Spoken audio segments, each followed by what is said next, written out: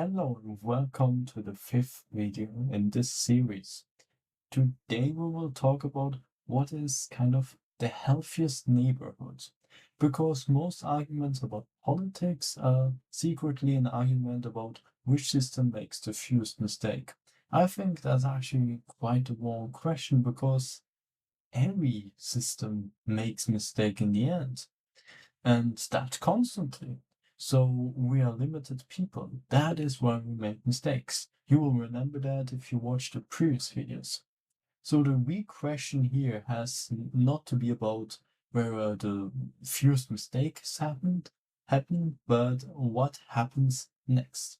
So today I will basically look into a street and compare it in two different versions and see which street is actually the healthiest.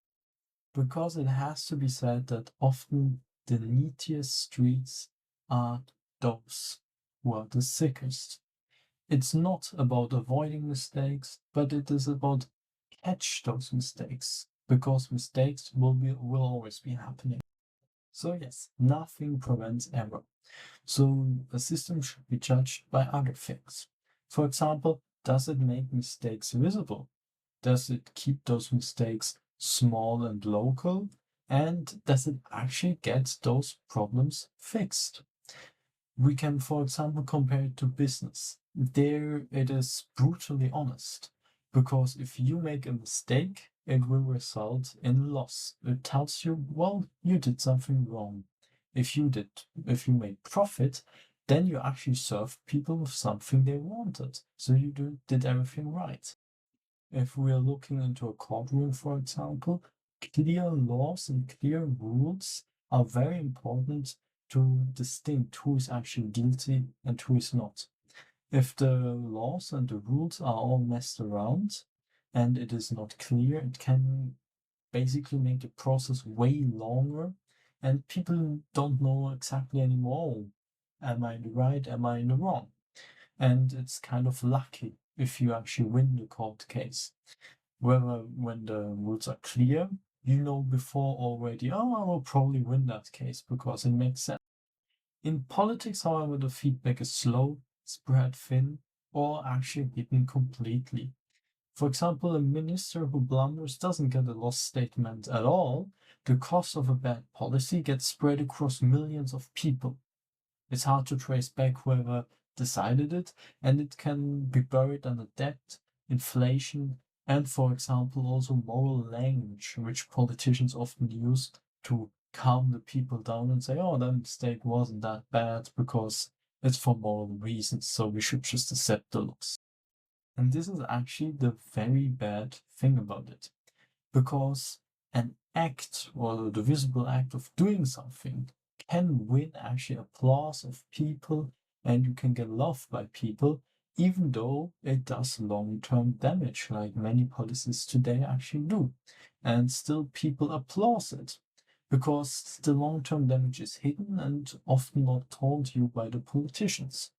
So they are hyped now because they did something morally good, but the bill will arrive 10 years later, for example. And then only people realize, oh, maybe it wasn't actually that good. And at that point, it doesn't matter anymore because the damage has already been done. So let's come to the main part of the video. And this is the comparison of two streets. Well, imagine there's a neighborhood that suddenly changes. New families are arriving, the housing demand is rising rapidly, and a cluster of firms are setting up nearby. So basically, everyone's commute shifts. So now let's first look at version A. People are free to react. There are basically dozens of responses at the same time, and people don't have to wait for permission of someone to actually act. What would happen? Well, for example, a landowner is thinking about selling the house he has, or renting it out, or maybe even building a new house because he could gain new customers or have higher rents there. For example, firms rethink what they pay to their workers, or if they even want to stay there, or maybe firms of other cities think to relocate there because there's no there's no working force there. Or families compare rents, communes, and schools. Or a bus operator changes their line because they think, well, they're new customers, so I should maybe make a line there as well. So the infrastructure could get better. Of course, this is all hypothetically, and nothing of this is guaranteed, but it is possible. Here we are already again at what I talked before about in the previous videos. None of these people has the whole picture. Each only needs 4 things: the freedom to act, a price to read, confidence he'll keep what he builds, and enough skin in the game to take the decision seriously.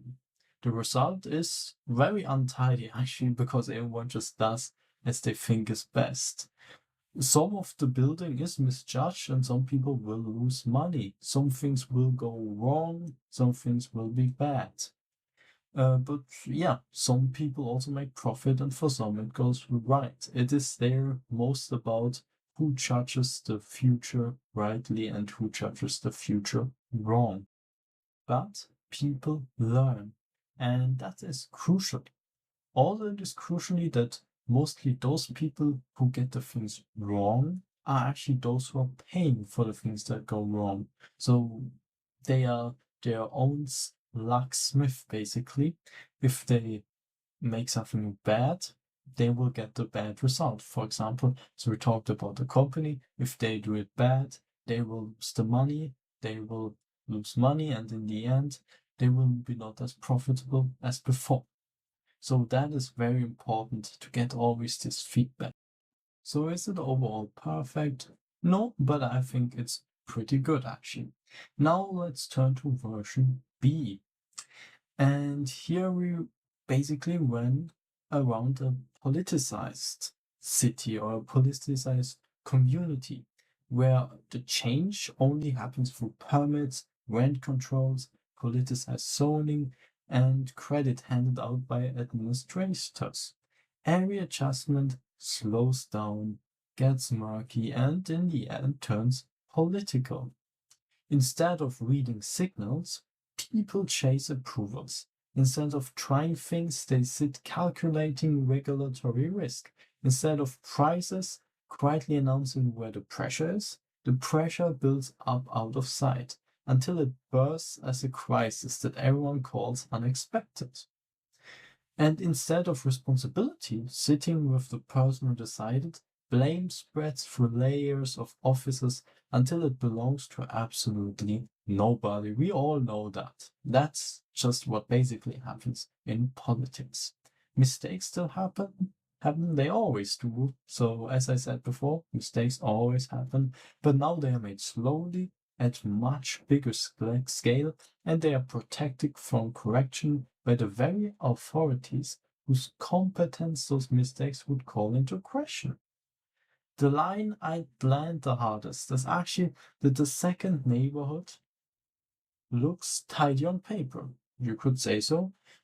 But it learns less, it costs more, and the mistakes are made by strangers at a safe distance, basically by the politicians and those office workers who decide what is permitted and what is not. People who never have to live with them decide over them, and this is pretty bad, isn't it? So let's talk about the trap.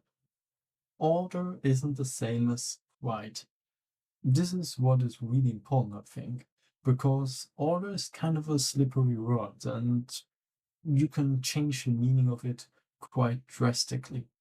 When I say I'm talking about an ordered society, I don't mean a society with no visible conflict. Conflict is natural, because think about it.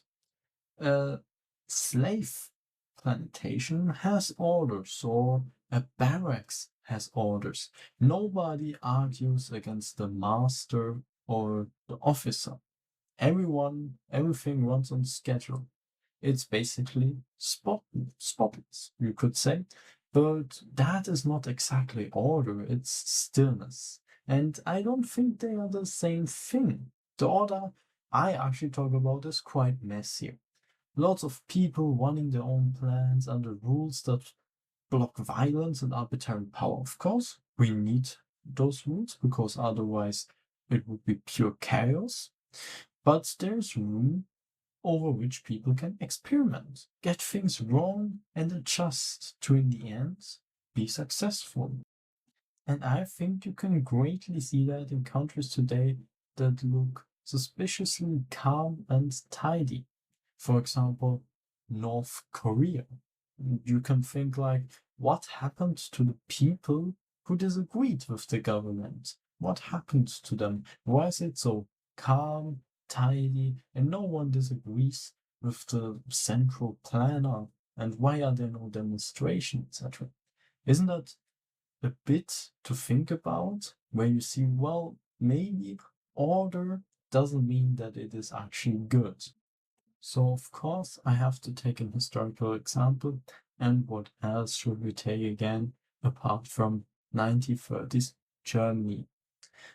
Some people would say, well, yeah, there were some bad things, but in this time in Germany, there was order, there was discipline, there was unemployment falling, and no more street chaos like in Weimar Germany, which given was pretty bad.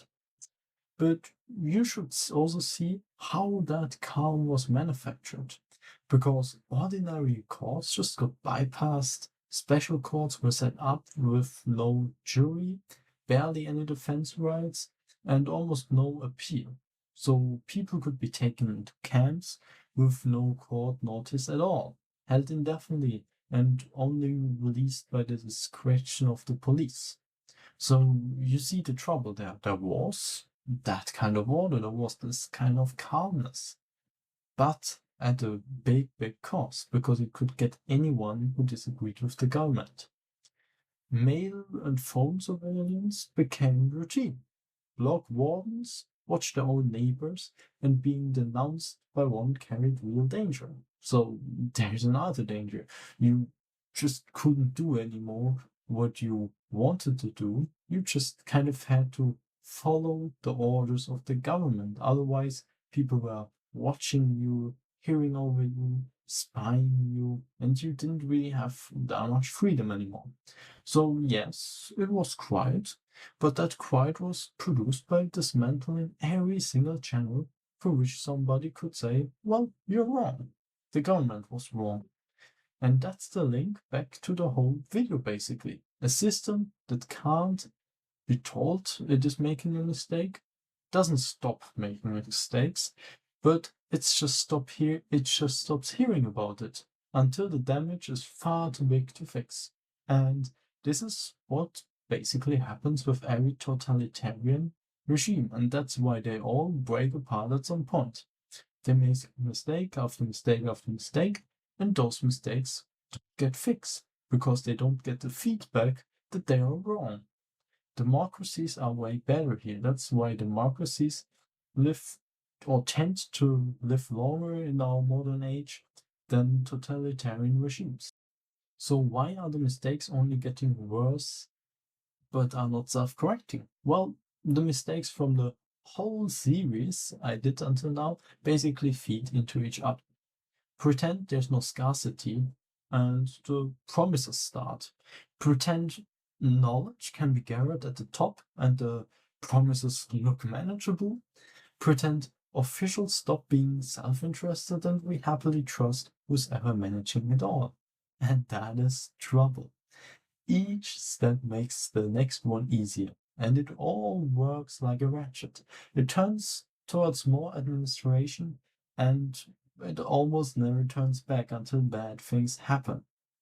Why almost never back? Because agencies outlive the emergency that created them. Temporary powers settle in and get comfortable. And once a privilege exists, groups organize to defend it. Because those people who are the new head of, for example, a new agency, they obviously don't want to lose their job, so they create trouble that the agency has to work on in order to keep his position necessary. So you see why those orders often just get bigger, bigger, bigger, and never basically builds down itself again. Well, while ordinary people watching while lobbying pace quietly learn the lesson and start doing it too. So the normal people also start doing those things because they learn, well, those people through lobbying make so much money. Why shouldn't we do it too? Because we also want to make money. And that's just natural. We can't blame the people for doing it so, but we can blame the system for allowing it. And this whole is not a conspiracy. It's just what happens when the cost of a mistake stops landing on the person who made it, but on a random person basically, or it's spread among the people while some official did the mistake. So you see the trouble now? So what you should learn from this video, stop asking which system avoids mistake, ask which mistakes stay visible and in which system those mistakes stay visible and who actually pays for them. Tidy is often just the mistakes being kept somewhere you can't see them. So I hope you could learn something from the video. I hope you liked something of the video. And if you have critics or any comments or advice, write it down in the comments. Apart from that, I wish you a great day and bye for now.